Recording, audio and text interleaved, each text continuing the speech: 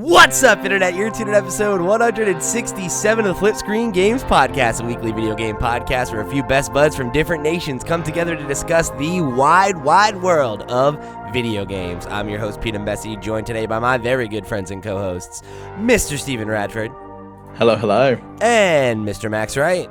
Howdy, howdy, howdy. Welcome back, boys. It's a special one. The last one of the year, last show of the year. Yeah. The first time since we started the channel that we're actually taking any amount of actual break. And hey, we're here to talk about the Game Awards, so it's a big one. Yep. I don't look forward to sitting here by myself with all the lights on, just talking to myself for like a few hours a week. It's going to be weird. Put the camera on and just record it. There'll be some fire content there. Like when David Blaine was in that glass box for 30 days. Yeah, it was going to be me pissing against the side of the wall for like a couple of hours. This is the content that people are looking for, I guess. I immediately went for piss. Like, I don't know what's wrong with me, man. Already demonetized. Good stuff. So, yeah. I don't want to have too much more hand braking up at the front here because we got a lot to talk about. We're going to talk about everything we saw at the Game Awards. We'll break down our overall thoughts on the show a little bit. We'll talk about the award winners and go over our predictions from last week's show. And then, of course, we'll get into all of the major announcements that we got this time around. Lots of really cool games to talk about, some exciting new trailers, and a couple games to look forward to for 2025. So quite a bit to talk about on this one.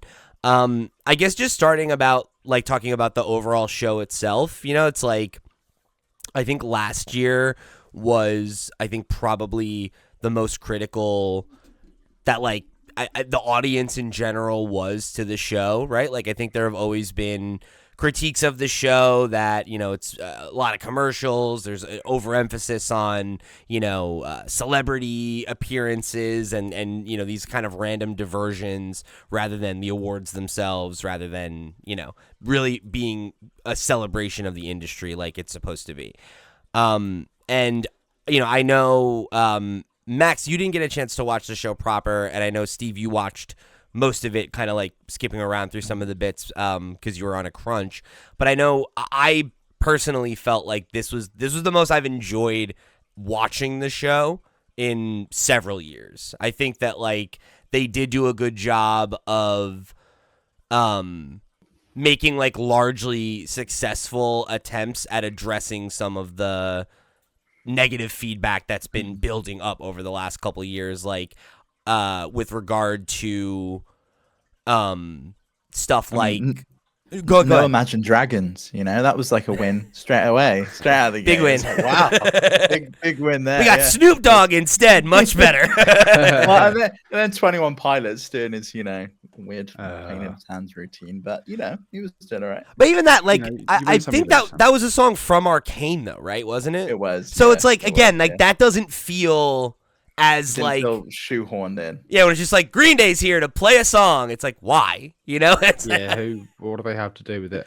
Jeff wants to be friends with them. That's why Jeff invites people he wants to become friends with. Well, no, but I also think like that's one of the things we've been saying is the last couple of years is like it feels like it has like this inferiority complex. Like it needs to legitimize itself by having this major recording artist or this big have Anthony film Mackie actor come out on stage and do like just have no rapport with the audience, or like like Al Pacino, right? Like it's like that's like, again, at least Anthony Mackie was in Twisted Metal, right? Like it's like at least there's a and like that I think Scarface video game, excuse me, and sure, a Godfather video right. game, excuse me, three console generations ago.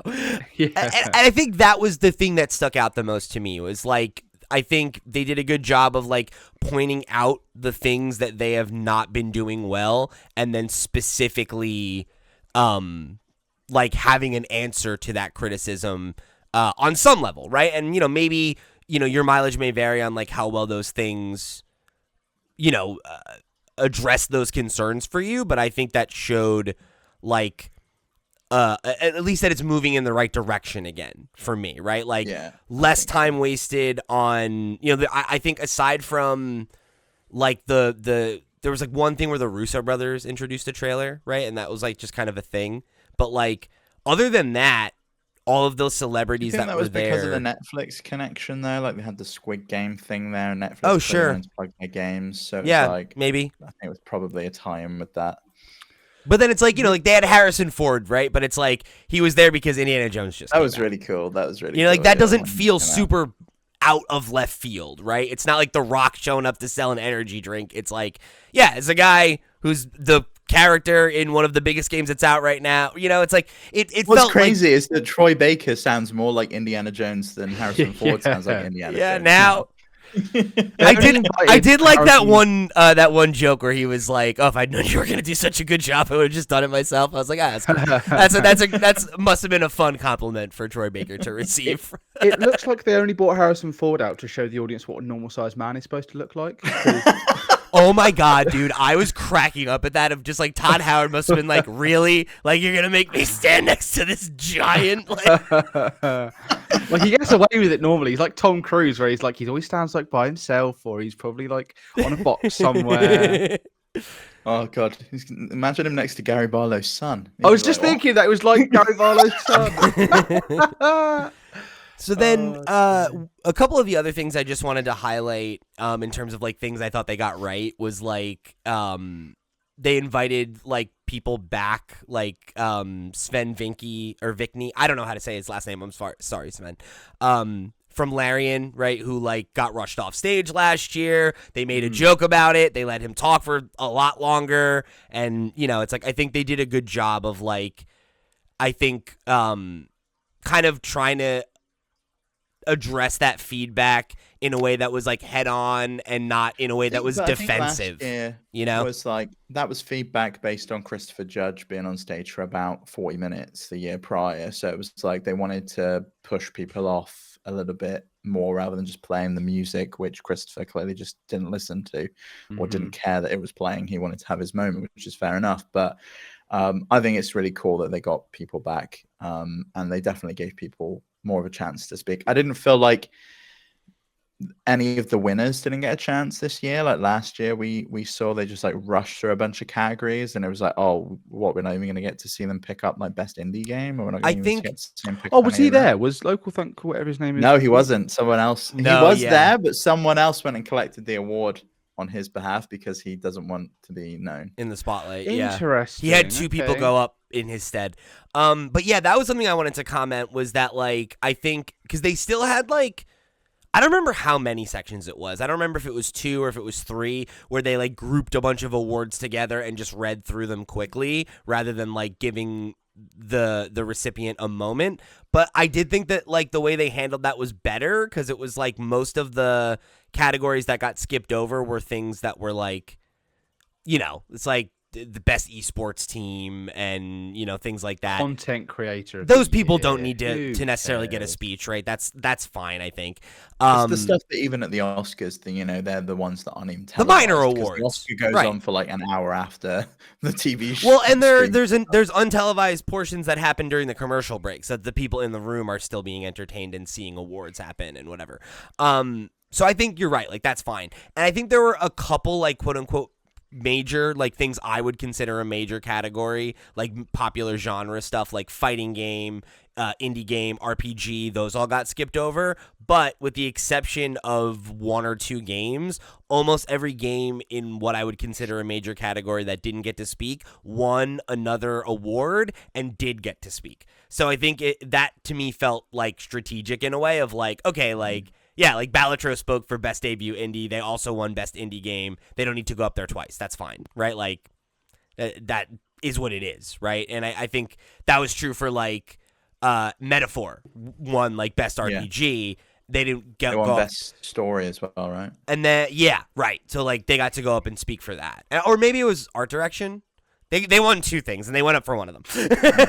Maybe it was story. I can't remember which one. Yeah, I think it was best story. But yeah, so either way, like I think that was a good way to handle that. And like even in the pre-show, a lot of the award winners got to go up and speak. Like they did Family Award in the pre-show, and like the Astrobot team went up for that. Poor Nintendo. Not even winning in their own category. I know. It's tough. Tough year for Nintendo. But yeah, I think those were all things that I thought they handled well, and like made me feel like I had a lot more enjoyment out of the show, like moment to moment, rather than kind of like feeling like things were dragging and I was waiting for the next thing I was interested in, I had a lot of enjoyment from the Muppets roasting Geoff every. Statler and Waldorf, Yeah. I thought was They are a really good hilarious. choice too, because they didn't overuse them. It wasn't an overly long segment where they were pulling attention Yeah. away. It was like, let's use this to roast Geoff and literally make all the jokes that people make about him all the time. Like they made a joke about literally a thing that Max said about the thing where they were like, oh yeah, like Geoff Keighley and Hideo Kojima are best friends. It's like, does Hideo know that?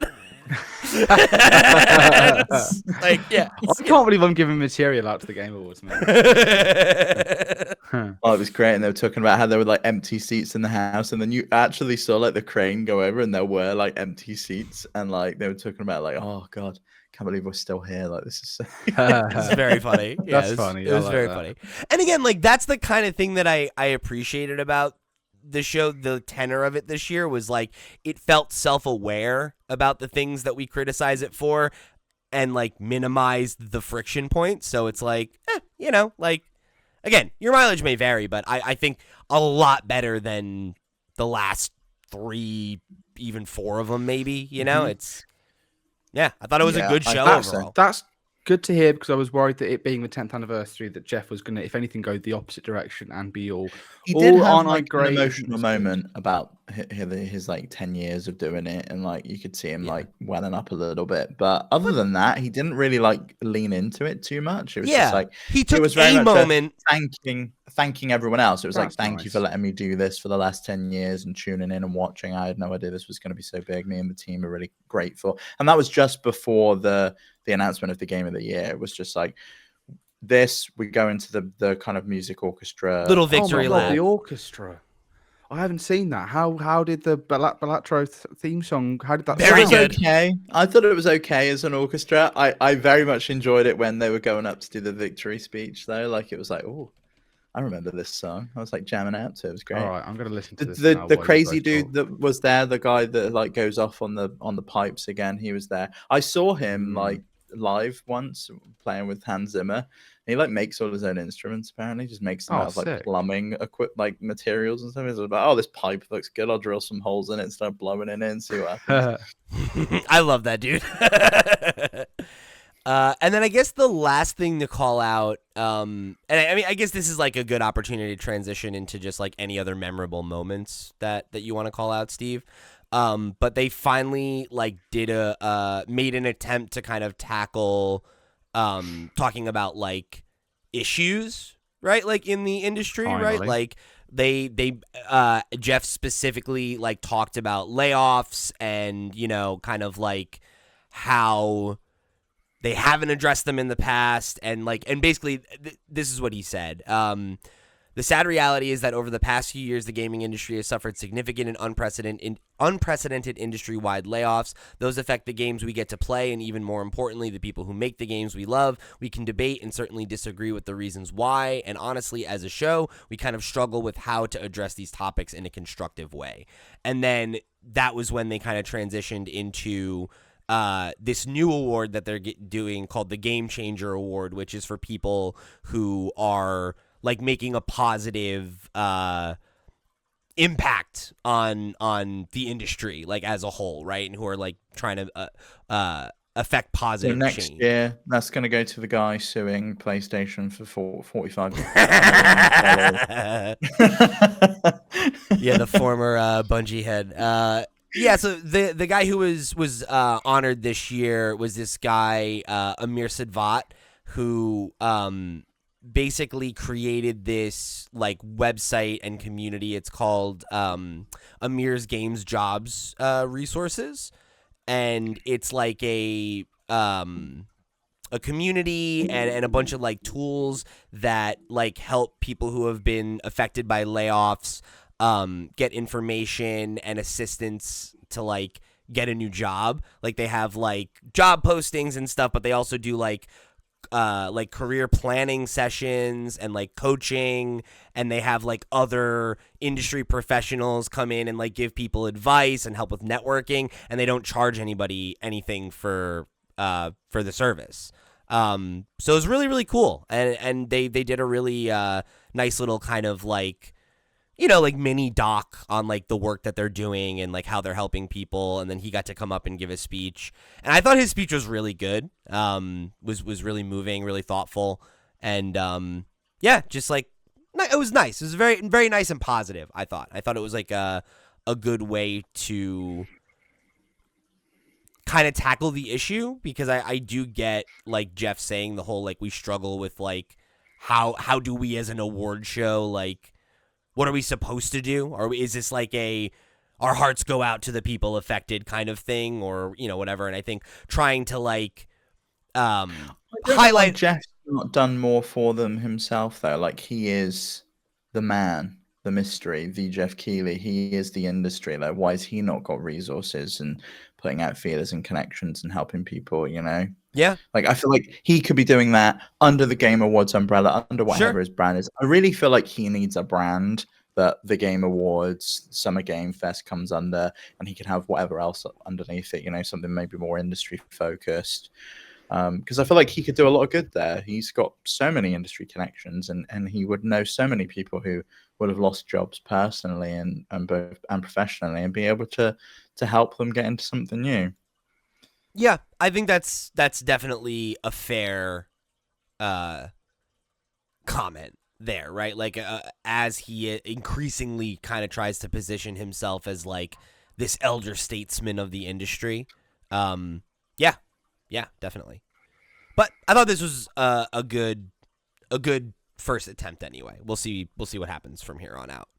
Yeah, I did too. And there was some really good moments. I liked some of the presenters for the awards, the two Dinas from HBO's The Last of Us and The Last of Us video game were hilarious. They were great together.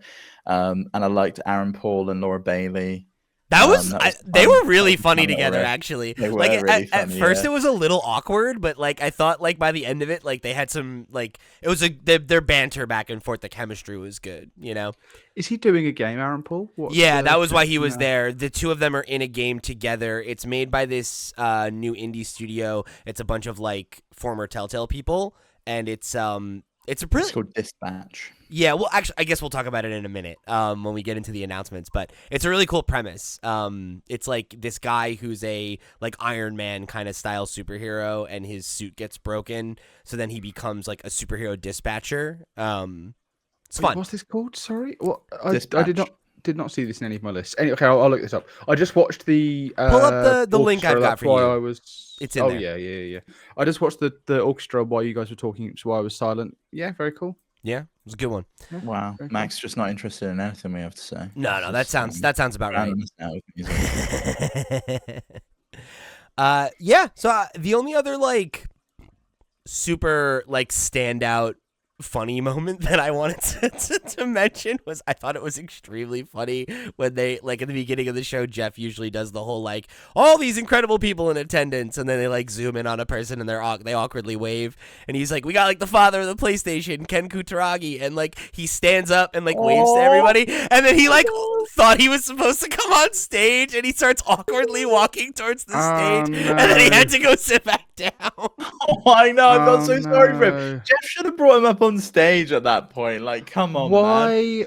I don't even think it was Jeff's fault, because he's there like continuing to talk as he's coming up, and then somebody like one of the crew like was like, oh no, here you go, like got him back to his seat. So it's like I feel like it was just one of those like by the time he could have reacted to it, he's already starting to go sit down, and it's like let's just it's, how old is he?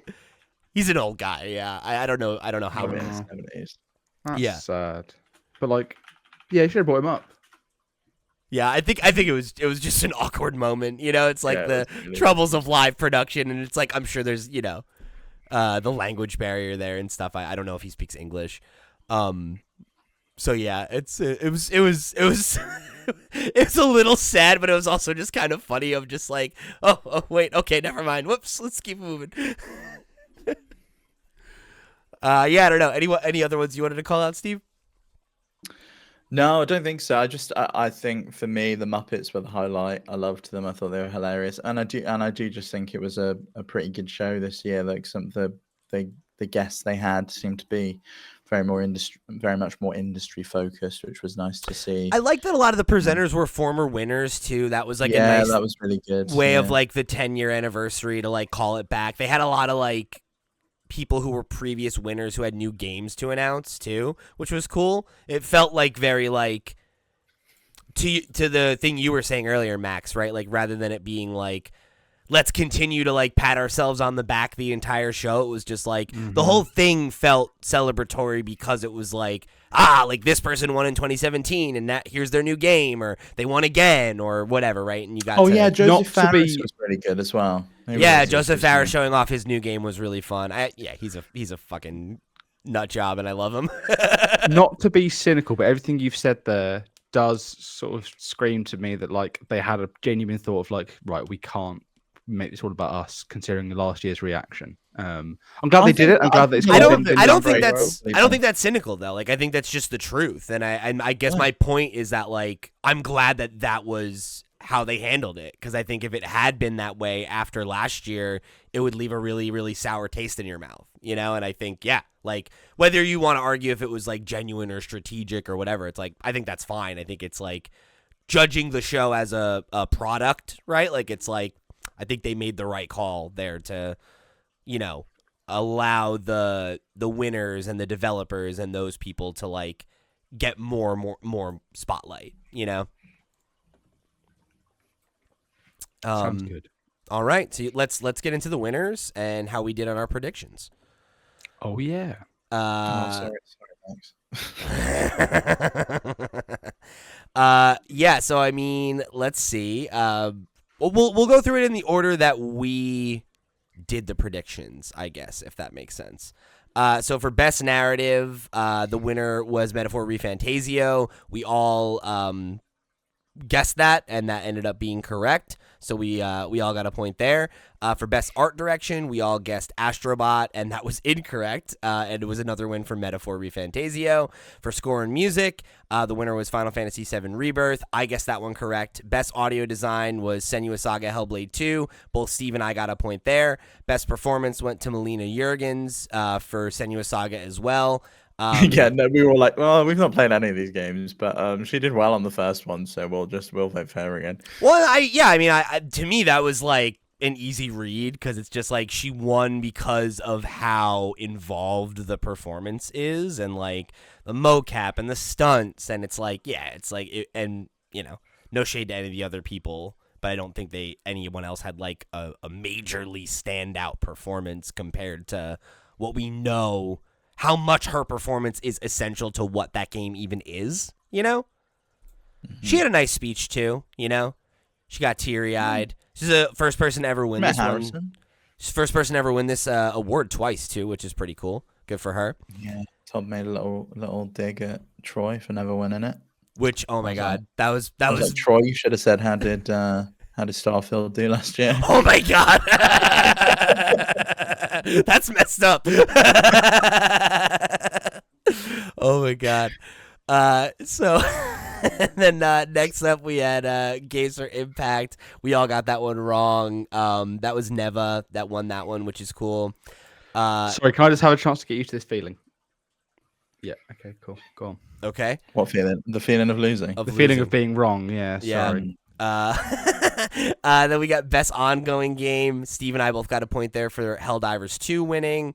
Then best community support went to Baldur's Gate 3. Again, both Steve and I got a point there. Best indie went to Balatro. Best debut indie went to Balatro. All of us got a point for best indie. Only Steve got the point. Or no, I'm sorry. Yeah, only Steve got the point for best debut indie there. And then Balatro also won best mobile game, which both of you got a point there.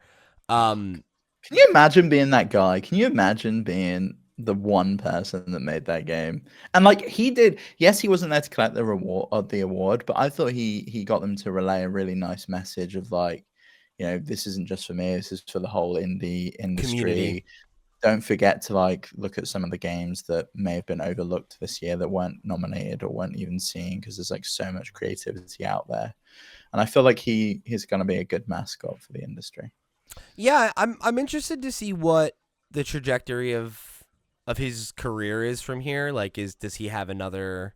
Because it was like he's one of those guys where it's like, oh, like he just like made this for fun. He doesn't need another game in it. Him like he no, could be. That's the thing is he could just be done, and that's it. Yeah, he could be another Eric Brown and just like live on the millions. Yeah, I mean, and like who could blame him, right? But I wonder because like again, right? Like he didn't necessarily have aspirations to like make it as a designer, right? So it's like, is he gonna develop another game right now with the money he made from Balatro, or is he gonna like go be a rich person and just enjoy his life and like just do his thing? I don't know. I was hoping we'd get more Balatro like content announced. I hope they, I know the day before we got the Friends of whatever it's called, Barry. Update, I don't know whatever it is. Friends of Barry, yeah. Friends of whatever it is. Well, I was hoping they'd be like, oh yeah, here's some extra Jokers, the sort of the content that was planned for next year. But hey ho, we'll waiting patiently. You know what? He's one man. He's not a machine, Max. Let the man have some time. Yeah,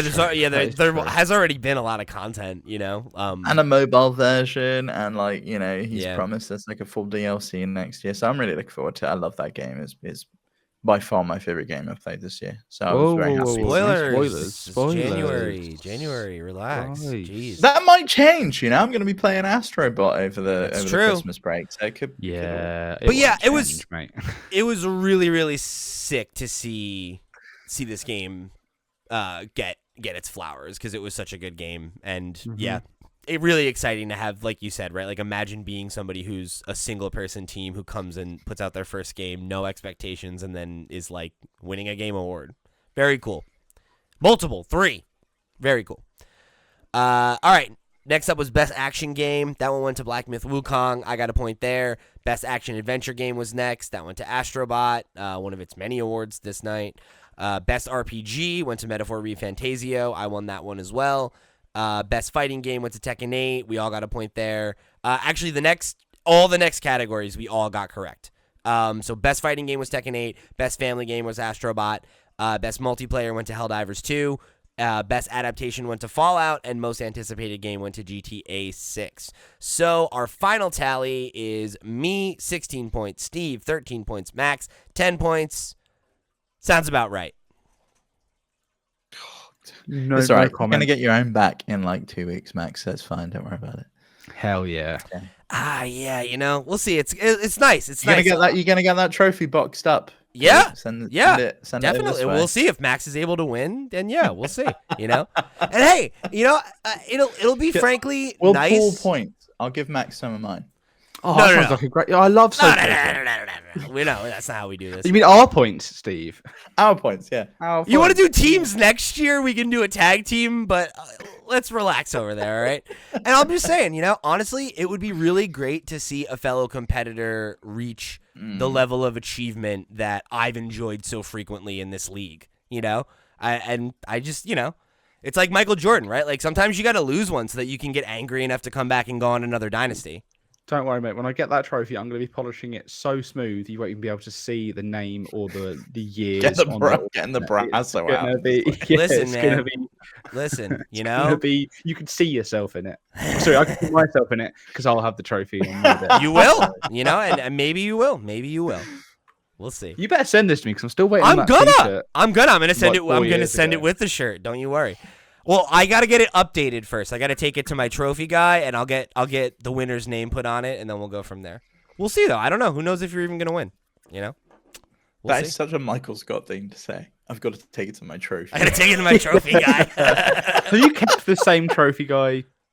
You moved, so have you got the same trophy guy? Oh yeah, no, because it's no. The first time that we did it, I had already been here. It's my bandmate Caleb. It's his father-in-law. He has like a connection to a guy that owns a trophy store, so he got me the trophy for free, and he's like, anytime you need to add a name to it, just let me know. Is the FlipScreen Games podcast mob affiliated? That's all I got from that was, hey, you know what? I know a guy. Don't worry about it. Yeah, I know a guy, and don't worry about it. Shut up. Okay. Keep talking shit. All right. So let's get into the announcements. because there are quite a few of them. And the way we're going to do things is the way we've been doing events these last couple. It's like the last year and change, where we're gonna go through the run of show, starting at the pre-show. We'll stop at every announcement that one or more of us is interested in talking about, and the ones that none of us have anything to say about, we'll just glide right on past. So the first announcement of the pre-show was Ninja Gaiden, a new Ninja Gaiden side scroller from the makers of Blasphemous. Max from England. I think that's wicked. I think that's really wicked. I think I think Dotemu are the ones that are doing a lot of these retro style revivals, yes. right? Which is great. I'm glad they've sort of picked this. I'm glad that Koei Tecmo have agreed to this. The Game Kitchen were a great choice as well, considering how good Blasphemous looks and how it plays. I think it looks really cool, but I do want to call out that I actually do feel quite bad for the devs of Bushiden, which is a game that I kickstarted back in 2017. It was supposed to come out a couple of years ago. There was a demo released a couple of months ago that the game was supposed to sort of be out by now. Hasn't quite happened, but they were doing exactly this, like a Ninja Gaiden, like an old school Ninja Gaiden style, 16-bit high quality pixel art game, very similar to this. And just before they cross the finish line, this is announced, and it's the actual IP. And probably, but if your Kickstarter hopefully isn't going to be the most of your marketing. Hopefully that's going to be what gets you started, and then when the game comes out, much like Hollow Knight or Shovel Knight, you then propel on from there. Whereas this game's maybe not going to have that chance, because instead of, hey, this is Bushiden, this is a new, you haven't seen this kind of game in so long, and they're bringing it back. Now it's, the other games got that, and it's sort of this game to most people might look like they're just copying that, I guess. I think it does potentially lessen its impact, right? It's does Stardew Valley become Stardew Valley if there isn't a drought of Harvest Moon, right? It's I get what you're saying. Now, I'm going to actually use my power on the podcast for good here and say, if you like the look of this, check out Bushiden. You can't kick back it anymore, but you can when it comes. You can add it to your wish list and get it when it comes out. I'm doing my part. There you go. So next up was One Move Away, which is it's basically like unpacking, but rather than being inside the house and unpacking, it's the process of playing backseat car Tetris. You're going on vacation, you're packing up your car to get as much as you can in there, Yeah, and it's over the period of several years, just unpacking, and you're seeing details about a character's life over the course of a decade or something like that. Yeah, looks really cool. I liked unpacking a lot. Steve liked unpacking a lot. I think this could be another one that I could see us getting into. I just didn't like the perspective. I thought it looked like a VR game. Yeah, I get that, because it is was unpacking isometric pixel art. Was that right? Yeah, I do think this is that is nice, but it's also probably harder to do in a 3D space like this, where you do have to fit things behind each other and stuff like that. Yeah. Just do what I do: shove it all in, and then hammer the boot down on it, and no matter what it's closed, it might break something, but oh well, we're going anyway. We once broke my friend's car by strapping a bag that you're supposed to attach to, what do you call them, on top of a car, roof rack on top of a car. He didn't have that, so I just got some ratchet tape, ratcheted it to his car, bent his thing in, and then because there was nothing holding it on the back, it just sagged and was swinging and dangling off the back the whole way to Reading. So oh my god, you got there, we got there in one piece. Speaking of getting there, let's get into this next one. Slay the Spire 2 got a new gameplay trailer. Either you guys Slay the Spire guys? No. I've always wanted to, and I've started it a million times. I've got a load of friends that like it. Seems like a Max game to me. Yeah, it does, and that's why it's annoying that I've never got into it. But I own it on Switch, I own it on mobile, I own it on Steam Deck, so it's got somewhere. It's got to hit sometime. You got to be more derogatory when you say it. Not a Max game. It's Max nonsense, That's better. Oh, right, yeah. It's real. It's Max nonsense. It's just some Max nonsense. Yeah. That's a good point. Thank you, Steve. Thank you. I appreciate you bullying Max for me. So the next up we got a teaser for Dave the Diver in the Jungle. My favorite indie game. Great indie game. Love it. Favorite, indie game of the year. Not sure if it's a DLC or a sequel. Not immediately clear, but I think it's DLC. It looks like a DLC, in the jungle. It looks like it's going to Oh, hang on. It literally says the trailer says Dave the Diver in the Jungle DLC trailer. Oh, there you go. Okay, so it's DLC. I wasn't sure. Solved it. Thanks, buddy. You're a real sleuth. This next one is an interesting one, I thought. It's called Thick as Thieves. This is a game from Warren Spector's new studio. He is the creator of Deus Ex. And new studio is called Other Side Entertainment. And this is their first game. And it's like it looks like Thief, Dishonored, like that style of like immersive sim, but it's a competitive multiplayer game. Which is such a wicked way to, because the thing with immersive sims, the thing with like Hitman or I guess Deathloop is it's pattern based, right? You're sort of waiting for a person to complete their pattern, you learn the pattern, and then you sort of you do that. Whereas this adds that human element to it, which I guess Deathloop had as well, where the character could it could be player controlled. You're like you have it all planned out, but all it takes is someone acting out of order, and that's another player that you're like, oh crap, my whole plan's out of whack. I think that's really clever. It makes every mission like every time it'll be fresh because you don't know what people are gonna do, right? Or like how it's gonna play out. Yeah, I wonder how much it's going to look like the trailer, though, because I feel like I remember seeing so many trailers for like Payday and thinking it looked amazing, and then you try it and it doesn't play out anything like the trailer. Yeah, it's definitely an interesting idea. I think the only reason I don't have a ton of reservation for it is because of to Max's point, we did see how that worked in Deathloop, and it was that was fun. So it's the idea of just being the entire game is that, and rather than a narrative, it's 4 or 5 mission types that cycle through you're playing any other multiplayer game. It's I don't know. I think you're totally right. There's reason to have reservations, but given the pedigree of Warren Spector, and it's it's a cool idea. I hope it plays out because I could see it being a game I would really like because I love a good immersive sim. Yep. I don't know about anyone else, but I think period pieces or sort of extraterrestrial games or games set in fantasy universes or anything that uses contemporary music in the trailer, I feel robs the trailer and I guess the world that they created of any of the identity while I'm watching it. If I'm being introduced to a world and it's a song I recognize, I am ripped out of it. It feels way more generic. A load of games did it throughout this, and I'll point you didn't out. The Pet Shop Boys at the end? I bet you did. Well, I'll get there because I did like That's different. That's diegetic. That is different. Diegetic. Yeah. No, don't laugh. That is different. Diegetic music is not the same thing. That's music in the universe. That's the music in Guardians of the Galaxy, for example, right? It doesn't feel like a jukebox movie. This is the music that the characters listen to, and they comment on the songs because they're part of the world. Versus this, where you're playing a game that looks like steampunk, magic, and then there's I can't remember what song it was, but it's a song I've heard. It's a song and you're like, it's a hype track. It's like a jock jam. It's that's and it's sort of it just makes the sort of the humor look kind of generic, and you're sort of okay, all right, get me invested, get me involved. And it makes it feel like a trailer, right? Rather than feeling like this is a slice of this world that I want to inhabit. And I blame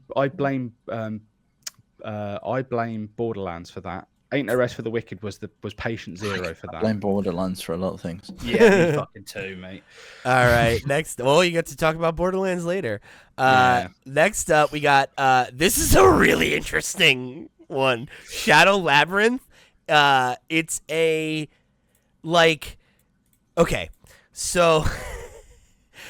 Amazon has a show called Secret Level, which is an anthology series about video games, and they had a Pac-Man episode, and now this is a Metroidvania dark fantasy version of Pac-Man. It's an absolutely insane premise. Yeah. And sure. And it's not even it's one of those games where it's hey, you remember Pac-Man, here's a new game that riffs on that. This is Bandai Namco. Am I right? It's Bandai Namco? Yeah. Bandai Namco actually doing this for real and making it a comment on this is a new version of Pac-Man. It's so weird, and I love when devs do weird shit like this. So I'm really into this, and I hope it's not bad because it's one of those things that the idea might sound cooler than the It could be good. thing. Yeah, it definitely. I forgot this show existed. Did the Concord episode air? I don't think so. Well, so the first 8 episodes are out, and then it's weekly after that, I think. So it might be in that second week. Sorry, I just realised that the Shadow Labyrinth logo, there's the actual Pac-Man whack whack whack eats out the 0, Yeah. so it was full. So actually, it's not even like this is Pac-Man. It's literally this is a Pac-Man game. This is a Pac-Man game called Shadow Labyrinth. Yeah. That's great. just crazy. Yeah. It's also Metroidvania. Yeah, which was also crazy. I'm in.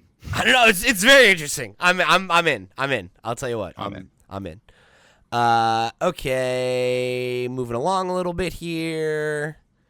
The next one that I was interested in was the studio behind Sifu is Slow Clap, and they've got a new football if you're everywhere else in the world, soccer if you're an American, game called Rematch.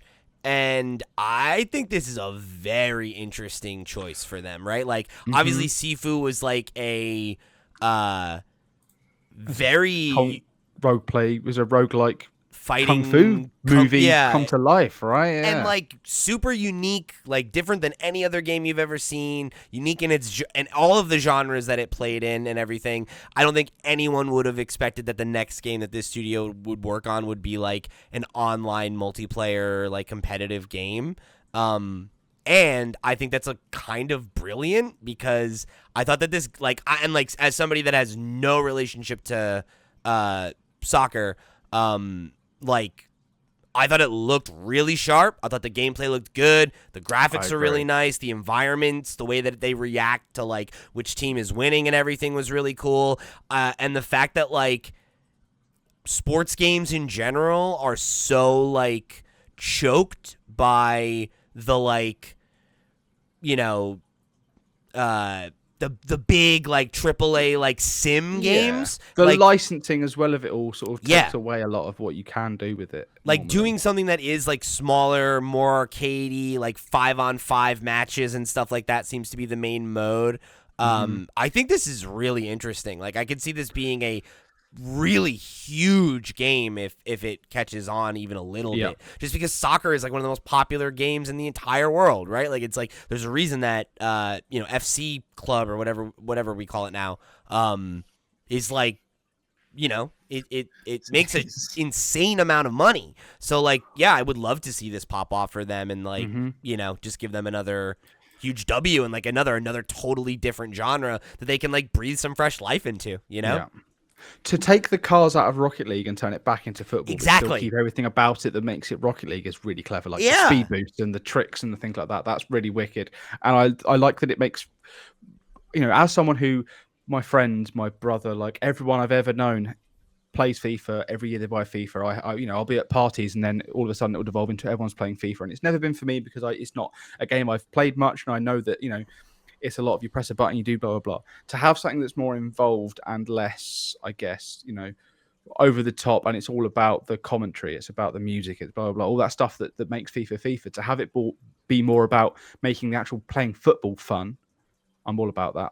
I'm actually very interested in this, and I hope that my friends who do play FIFA and who are into games as well would also want to play this, because I would play this with them, Yeah, I think there's a real niche for arcadey sports games that like is way underserved. Like that used to be a thing. Like there's like hardly any arcade races, and there was another one like announced, and I was just like, oh, finally some arcade races. It's very interesting because I know something that Steve and I were talking about on.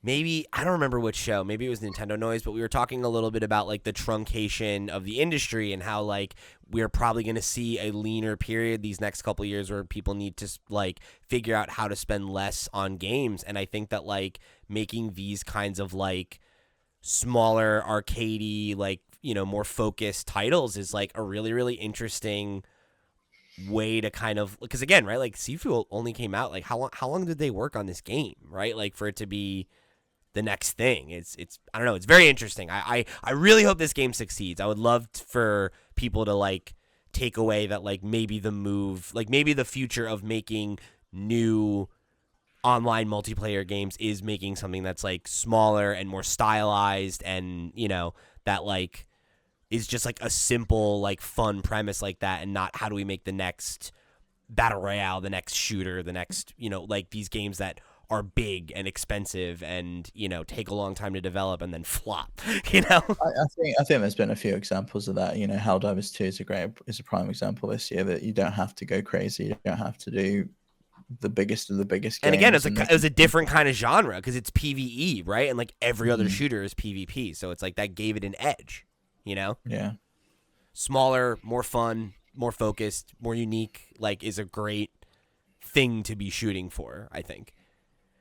So then jumping into, we're going to skip ahead a little bit here. The next big one that I wanted to jump into was, and again, if either of you guys, if there's one that I get by that you want to speak on, let's, pump the brakes. But Witcher 4 got its first big reveal.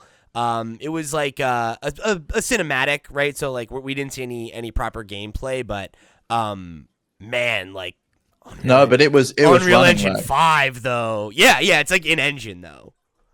Yeah, it's running on an unannounced NVIDIA RTX yeah. card. Now that suggests so the 50 series is announced and coming out in a few months. So does that mean we have to wait 3 years for the 60 series to come out, or is it going to be like running on a 5080 Super or something like that? This would be a 50 series that they're showing it on. And I would imagine it's not coming out until like 2026. Yeah, I would guess that this game is probably still several years away.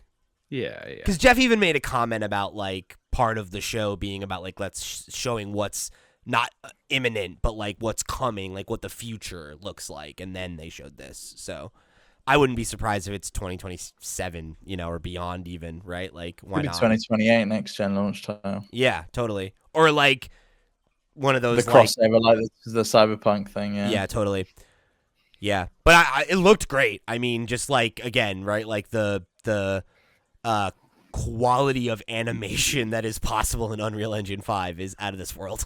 Well, and also on an NVIDIA unannounced RTX GPU, because fuck knows what this will look like running on something older. I think it would still look good though, is my point. Like, it's like obviously it wouldn't look as like sharp or whatever, but it's like how many of us watching this were watching it on a 1080 display or something like that and still are like, damn, like this looks sharp. Like you can see a cinema, you can see like Toy Story, for example, you can see how that looking sharp on like even like on TV you can see it's sharp. But I reckon if you were having to render Toy Story on your computer live, you would notice in 1080p that it didn't look as good, Sure. So yeah, I thought this was a really cool reveal, like as far as like cinematic, like non-gameplay trailers go, it's like pretty sweet. And like, obviously burying the lead a little bit, like pretty cool that they're, finally kind of passing the torch to Ciri, right? After her being, the sidekick character and everything that like Geralt was mentoring. It's like, fun to get into some kind of like uncharted territory there and, probably establish some new characters, good jumping on point for new players that maybe want to get into The Witcher, and like, Is that going to be you? Because me and you can get into number 3. Here's the thing. I literally like was watching this and I was like, I guess I'm going to try to play The Witcher again. I guess, that's third Witcher game in a row that I'll try. No, you're not. You'll go to get your sword out and you'll be like, nope, wrong one. And then you'll be like, oh, I can't be bothered. Probably. I've never done it. Probably. I've tried 6 times this and Horizon Zero Dawn. I've tried 6 times. It's never happened. Yeah. Are you going to be trying Elden Ring Night Rain though, Max? That's what I want to know. Goodness, of course I am.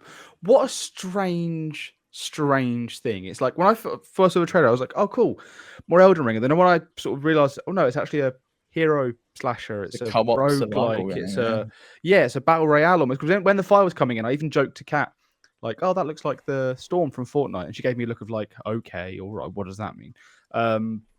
But then, when it was like, oh yeah, that is the map gets smaller because of this fire. I was like, oh, it is the storm from Fortnite.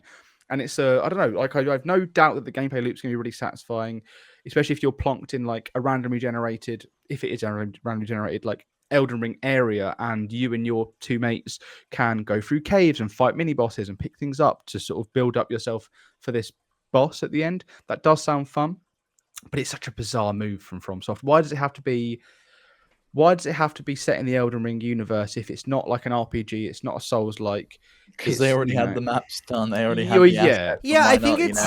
I think to me, it feels very akin to what Sucker Punch did with Ghost of Tsushima Legends, where it's like, oh, like that's my first thought as well. Was you that? know, Yeah. because it's like you think about the first game, right, where it's like, okay, Legends was like a multiplayer game mode in a single player game that was just like built on that system, and then when it was popular, they like spun it off as its own thing. I think this is just kind of the same thing. I think it's them reacting to the popularity of the co-op mod and then like playing the game together and like tackling bosses and Yeah, it's but like that's already in the game. That's not a mod, by the way. You can play Elden Ring. right, but in co-op. didn't they add that after it had been modded? I thought that No, was no, like that game. No, the multiplayer has been a part of, or even Dark Souls 1 is multiplayer. Dark Souls 1, Dark Souls 2, Bloodborne. No. Right, but like, and correct me if I'm wrong, maybe I'm misunderstanding. My understanding was that the mechanic for those was always you would do the thing where you call somebody at a boss, right? Whereas there's the co-op mod of Elden Ring where you can literally just be in the same game world the entire time. So in Elden Ring you can, yes, No? it's like in Elden Ring you can like, you call in a person. If there's a boss to fight in an area, you can call them in and then go exploring caves together or exploring whatever you need to do. Like you can just roam around and do stuff. Like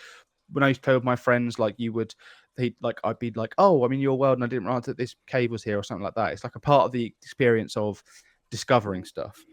So there is like the co-op mod, I think, just makes it constant, seamless.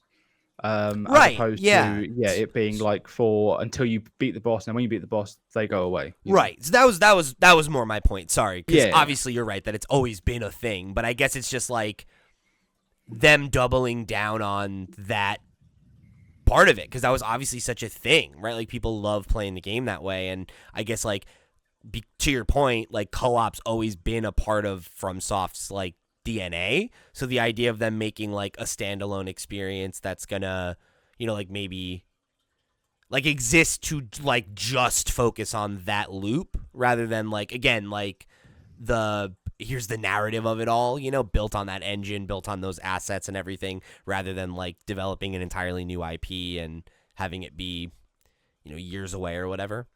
I guess, right? I guess that's the. Yeah, I get. Yeah, it probably is that. It's and the brand is so strong. When you said about, right? Yeah, well, that's true. Yeah, and when you said about them having the assets, there's also like the Nameless King from Dark Souls 3 is in it. So like they are sort of like pulling in a lot of elements. There's some of the moves, like there's a character that like does a jump and then kicks off a wall and jumps again. It's like, well, that's Sekiro. So they're doing what they did in Elden Ring, which is like recycling, not in a negative way, but they're taking a lot of the pre-existing animations and stuff. Which why do you need to make an animation from scratch like to make fight again, patterns? Yeah, they're taking a lot of that stuff and they are using it to create something new. And I think that is cool, and it's good to see something new like this from FromSoft. I think it's also just like super clever. Like I think this is a really smart way for them to like again, we've been talking a lot these last couple of years about like how much AAA games cost and how long they take to make and profitability, and the idea that like they've been able to monetize Elden Ring now, right, between the original release, the DLC, this co-op game, right? Like it's like 4 years of worth of stuff out of one game development cycle, which is really smart, I think. I agree. I the fact that this isn't a live service game makes me wonder if it's going to have legs as a standalone game versus if it was like a God of War Ragnarok style like expansion where like you're in Elden Ring already, you own the game, and then you shoot into it. But I guess it's got FromSoft on the pack, it's going to sell. It's probably going to do well. I think also like the idea that like they charge maybe like $60-$70 for it as a standalone game, and then they do. I think it's gonna be cheaper. I think it's gonna be a cheap game. Okay, well, whatever. So let's say it's $40, and then like they add more bosses to it, and then just sell you DLC instead of like having it be like a live service game where you're like paying for a season pass or something like that. It's just like, to your point, if all they're doing is like recycling and repackaging existing bosses, then they have a lot more to pull from, right? Like it could eventually just be like, this is a FromSoft boss rush game, and it's every boss you've ever fought in a FromSoft game, and you can tackle it, with your friends. It's like I think that idea has a ton of fucking legs. Somebody that's like never really been a FromSoft guy. I have a hard time imagining that the community wouldn't be fucking down for that. Yeah, and even things like new heroes to play as. I think it said there was 8 different characters to play as, and each Yeah, one that's has their own cool. unique abilities, and that's kind of cool. I would definitely like to try this before I buy, and I'm glad that there is a network test. But it seems like the network test is limited to PS5 and Xbox only, so I can't play it. So you guys are gonna have to play it for me and tell me what it's like. Or Steve, I'm coming up to collect your PS5 for the weekend. Yeah, you can do that. Don't worry. That's fun. All right, let's see. Moving along here. All right, next one is Project Robot. This was the new game from Fumito Ueda, who's the creator of Ico, Shadow of the Colossus, Last Guardian. Not really much here. It's like a small, like, shot of like a small boy who's like climbing up the side of a robot or like a ship or something, while there's like this warning going off that there's going to be like an impact of some kind. It's like a wave of this like colored energy or whatever. Mm-hmm. I think this is one of those things where it's like, it's more the name, it's more what the potential of the game is rather than like what you're actually seeing, because it's like, Jesus Christ, like, I mean, dude hasn't had a game since Last Guardian, right? It's like that was, and that didn't hit like people thought it would, and it took a million years to come out as well. and So, it was like it was a beginning of the PS4 game, like title. So. Yeah. It's one. It's like, yeah, but as soon as you see it and all the things that you see in it, you're like, oh yeah, this is definitely an Ueda game. Ueda, is that the right name? Yeah. Like, this is definitely like, oh, but it's got a sci-fi twist this time instead of sort of more of a fantasy twist. It's cool. It's also published by Epic, so it's the first non-PlayStation published one that's probably not going to be exclusive to PlayStation. So this could be the first, version of this game that is playable on PC or exclusive to Epic still. But interesting that why Ueda has chosen Epic to publish this game. Was Sony not happy with how The Last Guardian went? Who knows? Or if it was just like wanting to have who's got the cheese, like, yeah, right, who's like got cash. Yeah, like maybe they were willing to give him an offer for more money, and there's also like the possibility of like like they just published Alan Wake, right? But now it's like They don't own they don't own the IP as well, right? Whereas PlayStation might have wanted to own the IP, right? So it might be a thing where he just wants to like own the IP himself and be able to have more stake in the stuff that he's creating. Whereas with PlayStation, even though it seems like they're a good creative partner, as long as your games work right and like hit the market right, they own it forever. And if they decide they don't want to do something, then that's it, right? So yeah. Well, another game coming to PlayStation, which I was a bit surprised about, is Outer Worlds 2. Yeah, coming seemingly day and date to PlayStation as well, by Microsoft. Yeah, pretty. Is that confirmed? Is it? Yeah, literally. Well, PlayStation logos at the end of the trailer, so presumably it's coming. I don't know if they're going to delay it in the same way they are with Indiana Jones, but that's actually a good point. They might just be doing that. It might be a staggered release on PlayStation, but either way, I mean, I'm just so excited about this. I really love the Outer Worlds. I thought it was a really great game, and like another example of how you can do a like AA like game in the modern era and have it really feel like satisfying, and like I have such a fond memory of my time with that game, and I'm real excited for the sequel. I did think it was funny that they joked that it was like it took 3 times as long to make and it's at least twice as long, and it's like, okay, great. I mean, that's fine. I thought it was a great length the first time. So another contemporary song though, that was annoying.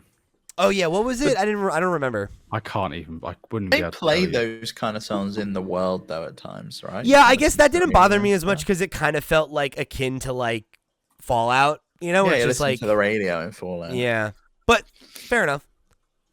I think next year is probably going to be like a big year for Obsidian. They've got this and Avowed. I would imagine both games are probably going to be pretty good. Outer Worlds hit really well, and I think Outer Worlds 2 is looking good. It's shaping up to be a fantastic sequel. Yeah, so the other joke they made at the beginning was funny, where they're like the team that gave you like Fallout 3 Part 2. Yeah. I like that. Yeah, it's like we made all these other sequels. Here's our own sequel. It's like great, awesome. Yeah, Obsidian's one of those studios where it's just like have they ever really missed? You know, it's like they have games that don't sell that great, but I feel Pillars like of Eternity was like, so. fair enough. But I don't know. Their track record's pretty solid, so I'm really looking forward to this one. I hope that they're both big hits because they deserve it. They're such a good studio. Okay, so the next up was when we got Joseph Fares coming out to talk about the next what is it, Hazelight, right? Hazelight. Yeah, next Hazelight game, which is the follow-up to It Takes Two, which is split fiction. This is their another one of the games in their like signature style where it's story driven, it's co-op. They have that mechanic, or I guess not mechanic, whatever, like gimmick where you can buy the one copy of the game and then share it with another player, right? Yeah, which is cool, and I'm really glad they do that and they found their niche. But I did get from this trailer that it had like the exact vibe that It Takes Two had. It had the same like it's like style of like same humor, the same like two characters from the real world and a fish out of water, and like pacing of the story too, of crazy. like each level has a gimmick and yeah, which is cool. Like I like the look of the gimmicks. I like the sort of the sci-fi one and then the fantasy one and how that was sort of different. But it is a little bit like Marvel sort of humor where it's like, did that just happen? Where it's two characters, like it'd be nicer if they took that and did it in like where it's not characters entering a new world, they're already in the world, like it's I think that's one of those things where like I am reticent to critique dialogue in a trailer out of context because I think that that's one of those things where like it's really easy to make a lot of dialogue sound stilted with zero context, or like again, like zeroing in on a line like that in the context of like several other paragraphs of dialogue where maybe there was a joke that you actually laughed at. You're like, okay, whatever, right? Like that's so it's not specifically any dialogue that was said in the trailer that made me think that. It's just the general vibe of the like tone of it. Yeah, world. no, yeah, I totally get what you're saying. But yeah. I think that to me is like often. I think a lot of things feel that way in trailers, and it's not always representative of what the final... you don't get the context around it of like or the I think the vibe of what the game is, or like what the level is, even like where like how you feel in the moment when the thing happens versus how it happens in a 90-second vertical slice. Yeah, because I thought that It Takes Two looked a bit naff when I first saw it. But playing it, I thought it was really charming. I loved the game. I thought it was one of my favorite games that year. And this game's like again one of those cheaper titles, 40 quid on Steam. Coming out in March too, which is great, right around the corner. Not far away at all. But yeah, I definitely not to like push back on that critique, Max, more just like I don't know that it's necessarily representative of like how the end result script will actually be, right, and how you'll feel when you're playing it moment to moment. But yeah, I did agree with your criticism of like it does feel like more samey to It Takes Two than It Takes Two felt to I can never remember, is it A Way Out or No Way Out? No Way Out. No Way Out. Yeah. No Way Out. Because like No Way Out was like, I'm like sure it's A Way Out. Is it A Way Out? Maybe it is A Way Out. I think It's is. A Way Out. Yeah. A Way Out. Okay. Oh, I really like that game, right? And like that game had like more grounded, right? Like it wasn't a fish out of water story. It was like It was yeah, a man out of prison that's story instead. it was a man out of prison story. Yeah. yes. That's what I would like more. I like. Yeah, there was something about It Takes Two that I didn't quite gel with, and I also think sometimes when there's British actors in things, you can. It's like we were talking about New Girl a while ago, and have as a character in it who was English, and to Americans he might have sounded normal, but to me as a British person, I was like, this guy's accent is awful. The worst was the game from like the Overcooked team. I can't remember the name of it. Oh, We'll get there. We'll get there. Save it. Yeah. So anyway, So French.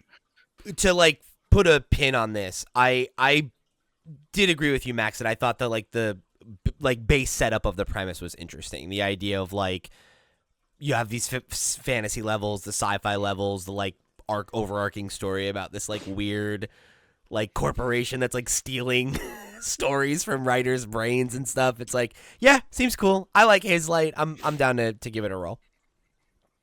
Same. Okay, so then we got I don't care about this. I think Borderlands 4 was the next. That's the next one I was gonna get to. Trailer. Yeah, I so agree. Borderlands 4 is the next one. It got a bit of a like, it was like a mixture of like some story cinematic, a little bit of like, gameplay tease and stuff. I mean, it looks like more Borderlands, and I don't. Yeah, which I don't know how people are not tired of this. Like, the humor just doesn't land like it never used to. To me, I never thought the humor was very good, and I think now it feels so dated to me. It feels so like early aughts. Like going back and watching How I Met Your Mother. Yeah, it's like really Rick and Morty. It's kind of like a bit not like how not Rick and Morty the show, Rick and Morty how the fans like it's Pickle Rick that shit. It's like it just has like it's very like over caffeinated and like edgy but like detached. Yeah, like it's, I don't know. I think it's just something that's never spoken to me. But obviously like it's a big deal. It's a franchise that still has weight, I think. But also, I don't know, I have seen some people kind of reacting to this trailer that way. So I do wonder if maybe this is just one of those franchises that's like kind of run its course, but I guess we'll see. Yeah. I also there was another song. Yeah, but they're always it was much more subtle. Game. It was actually more subtle in this than any of the other trailers that used a song. And for a while I was like, do I recognize this? And that was good. But I was too busy concentrating on what song it was to actually listen to the trailer. Yeah, like music. That's what I'm learning from this. Like I haven't serenaded you every single time I sat every down pre-show in this chair. The next one that I wanted to call out was Splitgate 2. This is it's like I didn't really remember the first Splitgate. No, I was thinking this. I was like watching the trailer. I was like, this looks wicked. Why didn't I know there was the game multiplayer shooter Portal? Yeah, I didn't know that existed. Yeah, I don't know. I guess it didn't really like cross my feed in 2019, as it were. No. But I thought this looked really good. I thought this looked like really sharp. Yeah, really cool. Fun idea for sure. Not sure I'm big on the aesthetic of it. It looks a bit generic. Like it looks like, is it Halo? Is it? I agree. It looks like the finals. Is what it looks like. To me. Whereas I feel like Portal has its aesthetic is like it's intentionally boring, and I feel like if they did something more interesting with it to make it stand out more, but it is like if you took away the portals, I would just say that looks like any shooter. Yeah, I think it's overall it has kind of just a generic style, and I do wish it had a little bit more personality, but I think the like gameplay hook seems novel enough that it's a cool idea. I hope it connects this time around. Apparently the first one was a big hit. So the next up we got a revival of Virtua Fighter is coming. Oh, I couldn't believe it. I was so excited. I loved this game back on the Dreamcast. The lineage from Virtua Fighter to Shenmue. If people don't know, Shenmue was a Virtua Fighter game, became Shenmue. Then that led into really? Then that led into obviously the Yakuza games, and now we've gone full circle. And the Yakuza team the Yakuza team are making Virtua Fighter. It's awesome. I love it. Yeah, it's cool. So cool. It's really cool. I didn't know any of that history. That is cool. And then they also showed off Project Century, which is another game being made by that studio. I just don't understand how they work so much, but there you go. Because they're already working on that pirate one as well, aren't they? And they just released the whatever that one they released last year. This year, yeah, the new Like a Dragon. Yeah, they're churning them out, and but they're always well received. They're good games, so they're doing something right. I think they must just have multiple teams too that are like, that they are really good at passing the ball back and forth. But they the fact that they churn out such like critically and commercially successful stuff on such a quick clip is so impressive. Yeah, that's true. We have had in the last 6 years, we've had 5 FromSoft games, so like it's possible to do it, I guess. Yeah, you just got to be really on top of your shit, you know. This next one was crazy. Turok Origins. Turok is back, baby. Did Turok go away? Because I remember people have been clamoring for Dino Crisis. I feel like we had Turok recently. Or am I wrong on that? Was They there? did like a re-release of it, but no, I think Arc That's probably kind of then. took place with Yeah. Turok, and now Turok's trying to come back and be like, "Nah, come on, this is us." But it's not really Turok. They've put the name on it, but it's a whole fresh new game with a fresh new team. It's the Origins, Owned- yeah. owned by like a completely different company. Yeah. But you know, Yeah, that's the it's thing. Is like the team that made it's the franchise ended forever ago. It's like now it's like, all right, let's reboot it, new team, let's see what happens. It's gonna be. I don't think there's enough. It's a Saber in the game. Interactive title, so we'll see. What'd you say? You don't think there's enough what? Not on the fog. Like that's Turok for me. It's like Gotcha. walking around and being scared shitless the dinosaur's going to come out of the fog because you can't see, because that's all the N64 could render was about 2 centimeters in front of you. Yeah, it's a very interesting one. You know, we'll see. I loved Turok back in the day. Sure would be fun to have a new game where you can fight dinosaurs. Yeah.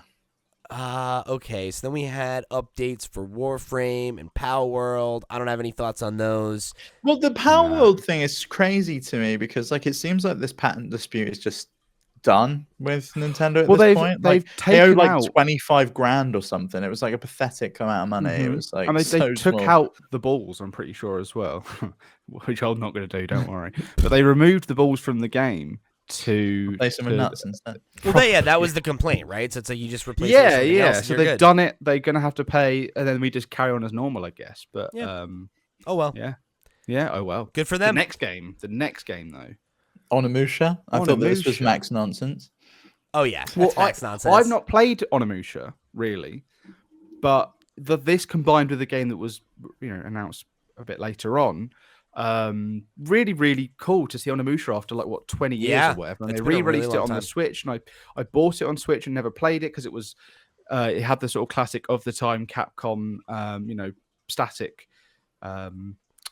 what do you call it, camera It's like angles, same Pre-rendered with like background, and then they just same characters with moving Dino around and Crisis, yeah. Resident Evil. Yeah, they were great. Devil May Cry. So to have a full reboot of that 20 years later or whatever is crazy, and to make it more modern, I think Capcom are on a streak. It's been really cool to see them do that. Yeah, like I think they've been doing a better job than most developers of their ilk. Of like, we have all these great franchises that we're just like sitting on, and like let's. Konami seemingly remembered that this last couple of years, and like they're doing stuff. And yeah, the it's like Castlevania dusting these things off and like bringing them back in like a fresh way. Yeah, it's been cool to see.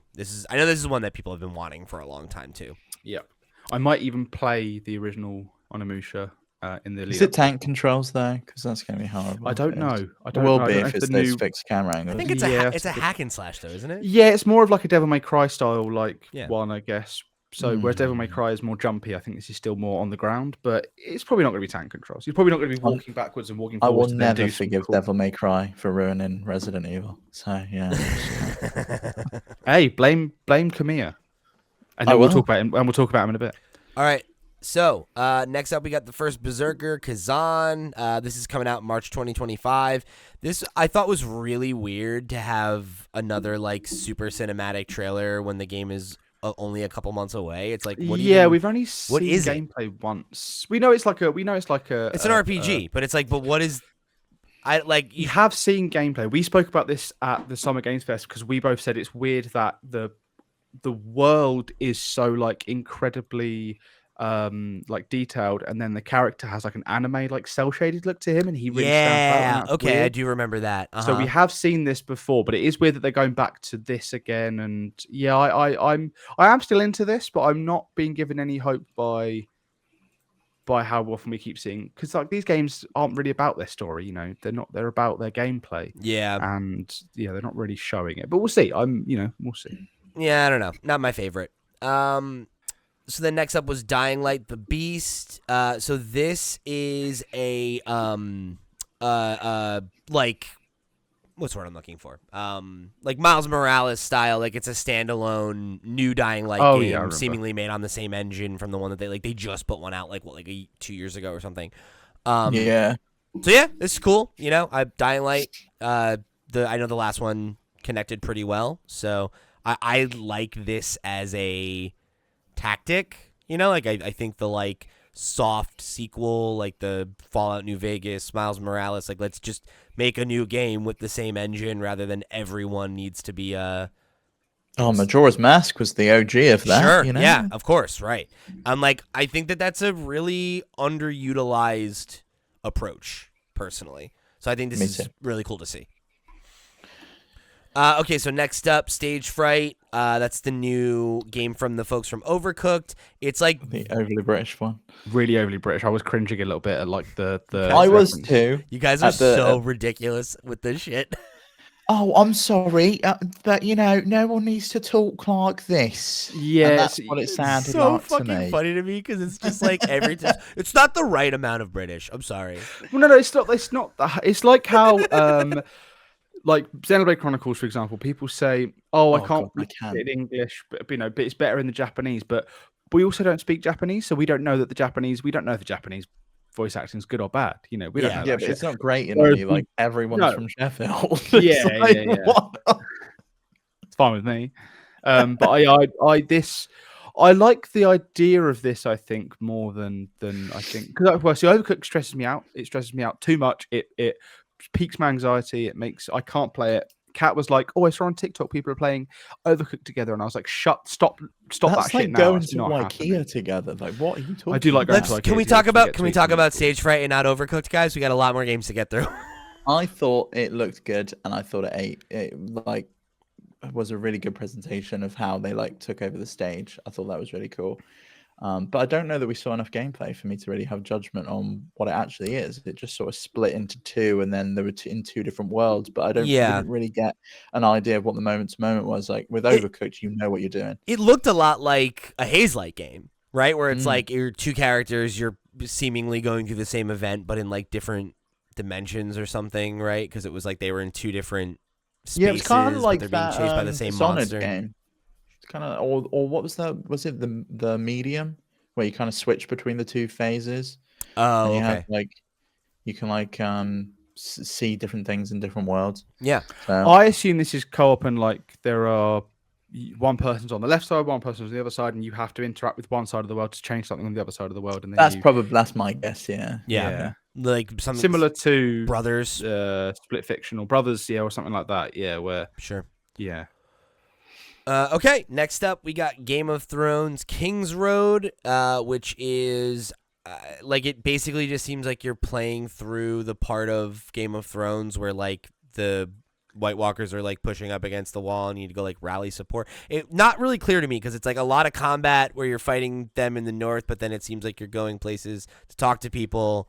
I don't know. I didn't really understand why. Like, why would you not tell a new story in the Game of Worlds, the Game of Thrones Game of world? Worlds. Like, why Yeah. are you retelling the exact same thing that we've already seen and the same actors? Like, it's the same TV, the same people we've seen on TV. Yeah, I don't know. It does seem like you'd be better off just like telling a new story in like a different part of the world and not being like, here's cameos for this show that people were left with a bad taste in their mouth. This feels like a game that was started a long time ago when the When it was on TV. yeah, like in the Game of Thrones stock was at an all-time high, you know?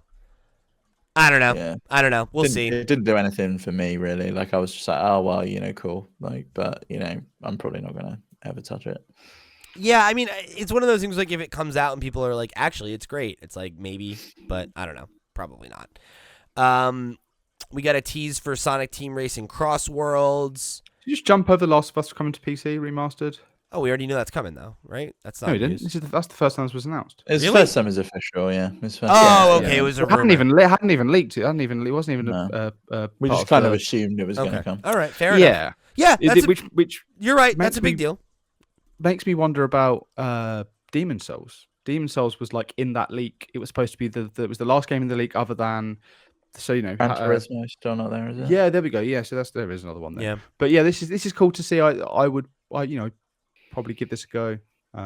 Wouldn't be surprised if they want to get this out ahead of the next season, right? And like kind of tee us up. Hopefully for they the- do a better job of not botching the launch like the last one. Because You got to imagine that it'll be better this time around, considering Oh my God. what a public failure that was. So then we got another trailer for Mafia: The Old Country that's coming out next year, 2025. I'm like low key interested in this. I've never played a so Mafia excited game, for that but game. I love love Mafia period games. They're pieces. great. It's like I don't know. It seems really cool. I'm Yeah, in. they're great. I'm excited for this one, and it's got good vibes to it. Yeah, I'm probably gonna pick it up. yeah. I think so too. So then next up we've got this is Dispatch. That's that game we talked about earlier. This is a bunch of former Telltale folks. They're like folks who worked on Wolf Among Us, Tales from the Borderlands.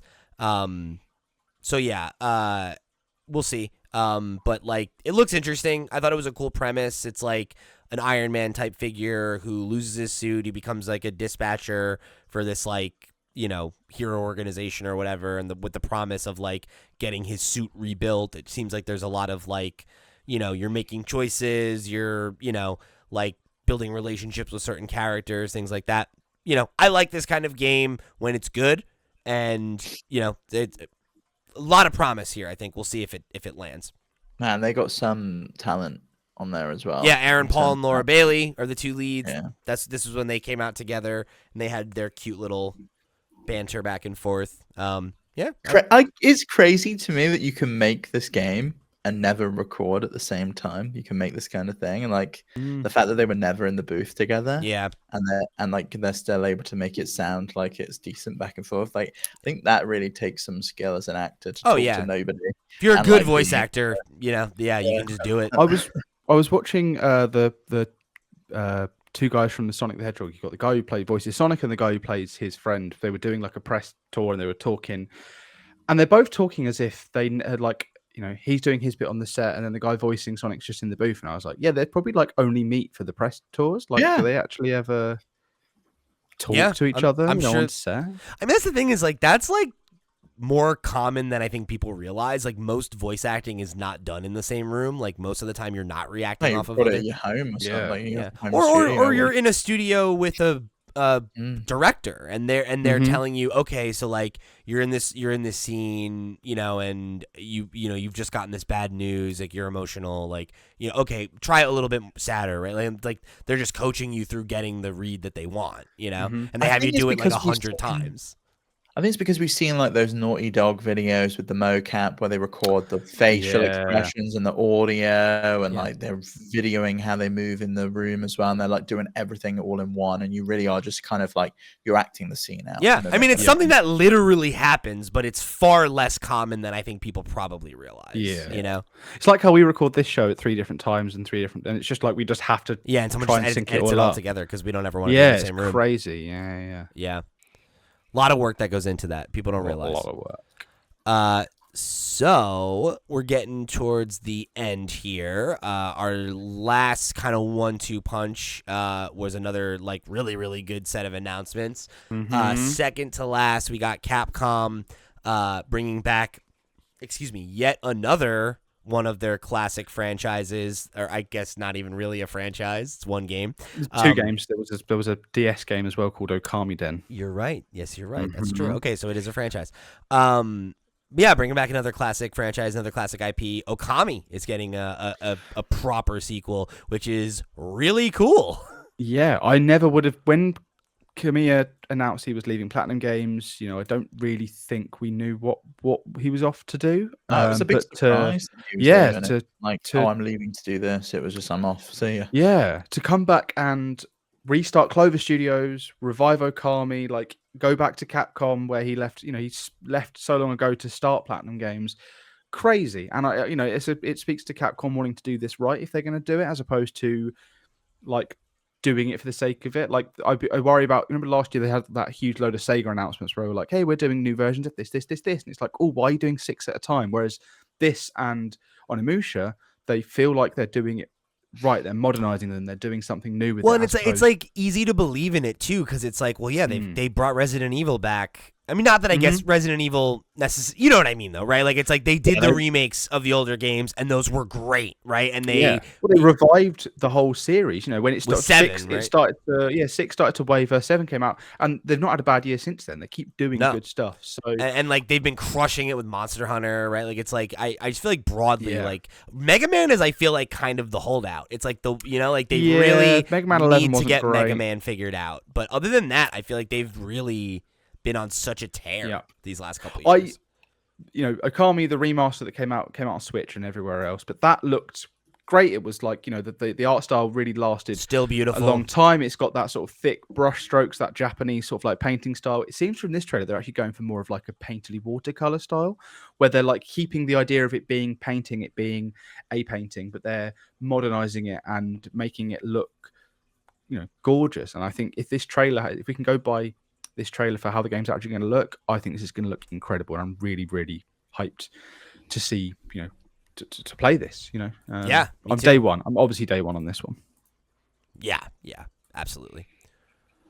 All right, so then we close it out with one more thing. Geoff had his little, kind of like victory lap moment of like, hey, 10 years of Game Awards. Thank you so much. It's been great. Thank you, everybody who's involved, everybody who comes, everybody who shows up online, all that nice stuff. And then we close it out with finally getting a trailer for a brand new Naughty Dog IP, their first new IP since 2009, right? With The Last of Us, which is wild. I really was like, kind of struck by that when you really just lay it out like that, of like how dominated. Is that 2009? Yeah, right? Or is it 11? I thought it was like 2012. Maybe Uncharted is 2000. No, that's like 6. Yeah. No, The Last of Us was like 2012, and then like it came out with a remaster for PS4. Right, PS. Yeah. Okay. Yeah, it wasn't long after it, was it? Yeah. Yeah, I think Uncharted was probably like 2006, 7-ish, and then that didn't finish till 2016. But you're right, they've been doing Uncharted and The Last of Us for the last 15 years, let's say. So for them to now come out with a brand new IP. Sorry, go on. I just wanted to clarify. It is 2013 is Last of Us, so this is their first new IP in 11 years. Okay, that's still good. Yeah. Yeah, crazy. That's for them to be focusing just on this as well, because before they were running sort of, they were jumping between Last of Us, Uncharted, another Uncharted, Last of Us, to be doing that, to be focusing everything, their whole, obviously Neil's been off doing the show, so that's probably taking a lot of his time, but to be doing something brand new like this, I think this is really, really cool. It's exciting. Yeah. It's really exciting. It sounds amazing, like that Trent Reznor sort of like, because he's working on the soundtrack. Yeah, man. Synthy, sci-fi synth sound is really cool. I've been doing a lot of like, I watched RoboCop and Total Recall recently to have like, so a lot of those like, I love those classic vibes, action sort of like 80s Alien, all those. Yeah, and it's just like, and soundtrack. It's not only just the soundtrack; it's also like the aesthetic of like the design of the ship and the fact that the world has that like retro future tech where it's like we're on a spaceship and but there's a CD player and all the TVs look like CRTs and it's like that and the neon, like low, like neon aesthetic, The spaceship is a Porsche, and like the CD player is a Sony thing. It reminds me a lot of Back to the Future, how like he goes to the future and he's like, they're like, how do you ground this in your world? It's like, oh, I'll have a Pepsi and I'll get my Nike shoes. Yeah. It makes you believe that you're living in a version of the future where technology, is peaks now, but this is imagining like that was in the 90s, right? That we didn't have MP3s, we didn't have iPhones and things like that, And obviously this is a cinematic trailer, right? Like we got a tiny little look at like combat maybe being like hack and slash because you have like this like red laser blade. But yeah, I mean just like this as a vibe overall is extremely my shit. It's very up my alley. This is like the kind of sci-fi aesthetic I most appreciate. I love 70s and 80s sci-fi. And yeah, just like the tone of it and everything just feels really cool. And just like the short little interaction we get between the main character who's like this bounty hunter and then the woman who's her like agent, Agent, right? yeah. I was like, oh, like I like this. I like the dialogue. I like the feel of the world, and it's like they play the Pet Shop voice. Yeah, no, I It's liked just that like, because yeah, like, How it many fits in won the with the Beastie universe. Boys? They should have gone with the Beastie Boys. Intergalactic. I whatever. like, well, yeah, maybe, yeah, but I like Petrol. I like It's a Sin. It's a great song for it, I Me think. too. Can I just say now that we've seen a lot of stars in this. We know that Tony Dalton's in it. We know that Kumail Nanjiani. Nanjiani's in it. The agent character, I couldn't quite see who she was, but she sounds a lot like the therapist Melfi from Sopranos, played by, I've got it right here, Lorraine Bracco. Right, that's my guess for who that is, because we don't actually know who that character is yet. But a lot of stars in this one. I do wonder if it's weird to see Naughty Dog leaning into having real stars, real actors' faces be in there, as opposed to voice actors playing these characters that they've designed. It's new for them, isn't it? I guess, even though we have seen a lot of that in recent years. Apparently, they have confirmed who the actors were. Not the agent. They've confirmed a lot of them. A few of them. The main character, Toddy Gabrielle, is the name of the agent is the lead character. Is I think. Hallie Gross, isn't it? Oh, Is that who they said it was? I looked it up when I was writing this down about an hour and a half ago, 2 hours ago, maybe. Now looking at the time. So But- yeah, no, it looks like Haley I don't know. Gross is the Oh, that's a shame. Haley Gross is, I think, the agent, and she is She was in The Last of Us, right? she co-wrote The Last of Us with Druckmann. Oh, okay, yeah, there. And She's gonna be in the season 2 of The Last of Us. and on Gabrielle HBO. was in the Uncharted movie. So it's interesting because it looks like Kumail is his own face, but everybody else is not. Tony Dalton's his own face. Oh, was it? Okay. That's how people recognised him. Yeah, because they were like, that looks like him. Maybe it's just the villains, like the people that you're hunting, are all Maybe, yeah. have their own face, because the main character. Just Tassie Gabrielle, I think she looks quite like herself, actually, the main character. Yeah, you got to imagine her with no hair. I guess that's Yeah, true. I'm looking at a yeah, photo of her where she has like makeup and hair and like. Yeah, you looks- got to imagine her with nothing. yeah. Don't make me do it. Don't make me do it. Either way, very stoked That about was this. that was my most like hyped announcement. I was really excited to see something new from Naughty Dog. They're one of my favorite studios. The Last of Us is my favorite game of all time. I'm excited to play something fresh from them. This is a long way out. There's no way we get this until at least 2026. No, it's a couple of years out, yeah. Yeah. We But got a long time to That's wait. fine. That's fine. Like I'm it's happy been- just to know what it is. And to like be able to look forward to it. Yeah, I can imagine it's probably even longer than that. Geoff said that they had started working on it in 2020, so you could even be looking at 2028. It could be like a end of life title for the PS5. I think that's going probably into that right. generation. Yeah. But again, that's cool. It's just nice to know that like the next thing is coming and that it's something I'm this interested in, and that it's not The Last of Us 3, which I just am not. I'd have gone for it, but like I don't think I need it, and like Yeah, like I like The TV Last show's of Us. still in that hole for me. That's cool, but it's like I feel like kind of Last of Us. It's like it ended really well twice, so it's like 3 times, because it could have ended twice in the second game. Like they didn't have to keep Sure. going. Yeah, fair enough. So yeah, it's one of those things of like, if they feel like eventually they have a 3, then great. But I don't think they will. I kind of feel like Neil's exploring that and other stories through the TV show. Yeah, I think they're going to start showing more and more there and exploring the universe Yeah, a they little might. bit more in season 2. They might ditch a third game and just do a third original series. maybe. Yeah, I could see it being a thing where he comes back to it like way farther down the line. And do like in the same way that it was like Ellie was a little girl and now she's an adult. Like you could do where it's like, all right, it's like now she's like the age Joel was when the first one started, or something like that, or whatever, cool. right? Like you could kind of have a full circle moment there, but like I think that would be like a very much, you'd probably want to give the same amount of space between this and that. So it's like maybe you do that after this game, but it's also like if this game pops off do you just start making a sequel? And it's Well, do they have a second team? Because presumably That's true. they're working on two things at the same Yeah. time. So what's their other title that they're working on right now? Because it was the Last of Us multiplayer game that's been cancelled. So what's that team now moving on to? Yeah. Well, didn't they lay people off after that?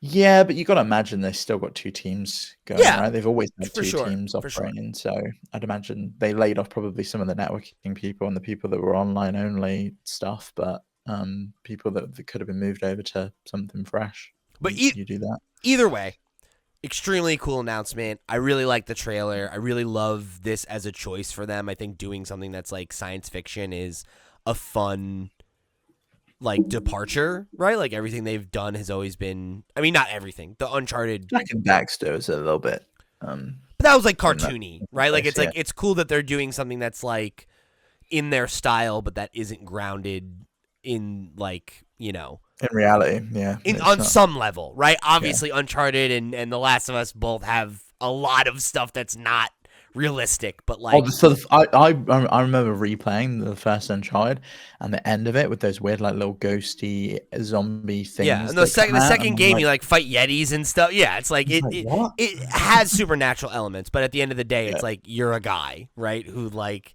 lives on Earth, and it's fun to get to maybe see them like come up with like, you know, like new planets and like maybe some alien species and things like that. It's like it's a fun challenge. It's different, you know, and I'm excited to see what they have for us there. Yeah, me too. I think it's gonna be good. I agree. Some glaring omissions from the show for me were just one, no Valve anything when we had all that smoke and we had talks of Half-Life 3 and we had talks of all there was some, I don't know. Obviously, this isn't the Steam Deck podcast, and by the time we talk about it in January, there has been the leak of the Lenovo Legion S, which has I didn't see that. has a Steam button on it. So that's probably coming. Pretty cool. There's probably going to be a Steam OS version of the Lenovo Legion. Interesting. Okay, good. And another thing I wanted to mention is it's strange that the Nintendo Switch 2 didn't show up in any format. When I am currently looking at the D-brand Switch 2 case on their website, they've just got a dbrand.com/Nintendo Switch 2 case, and they've got a Switch 2 in a case spinning around on the screen. So like, why is this not being shown off at an event like this when when D-brand are allowed to show off the system? I don't think D-brand is allowed to do a lot of things. I don't think they are official in any capacity. I think they just grab a hold of things and they just do what they want, like they did with the PlayStation dark plates. I'd imagine they got a hold of the model that was leaked online and printed it out and made a case and said, this is the Switch 2 case, to kind of get some traffic. It's working because I'm on it. Yeah, I'm inclined to agree. I think it's one of those things where like Nintendo knows that they don't need to do an announcement at the Game Awards, that if they do it on their own, it'll be its own thing and it won't be like the biggest announcement of the night. It'll be the only thing that anyone's talking about that day. And I think that's where they want to be. So I think overall, really solid show. One of the best they've had in a long time. Or ever, right? Like it was a lot of good announcements, good pacing. Yeah, this is a fun one. And you had a good time. A lot of stuff I'm looking forward to, you know? So, guys, gang, this is our last one for the year. Thank you all so much. Yeah. Appreciate you supporting us here on another year of FlipScreen Games, another year of the FlipScreen Games podcast. Thank you all so much for being here, being a member of the community, being a part of it. Thank you for checking out all that we do. And I hope that you appreciate the time that you get this holiday season with your friends, your family, your loved ones. I hope you get a bunch of great video game goodies under the tree and you get some time to play them. And that when we come back in January, we're all excited to talk about Game of the Year. Yeah. Yep. And make sure that if you're listening to this or you're watching this, to go onto Discord and wish these two happy birthday, happy 32nd birthday on the, is it the 27th, you guys' birthday? I'm 27, he's 28. 28. Ah, so one after the other. There we go. So yeah, but we still haven't checked out our birth certificates to find out when we were born, because the time difference, I'm still convinced that we could have been just born on the exact same time. We got to do that. Yeah, I don't know what time. Yeah, then we can do star charts and we can find out if like Mercury's in retrograde or if Uranus is in prolapse. That's going to be great. Now you sound like my Jesus Christ. What a note to end it on. Okay, gang. Well, thank you again. We love you. Have a happy holiday. For the crew, I've been Pete. He's been Steve. He's been Max. We'll see you next week. Month. Year. Bye. Right. Jesus. Messed it up.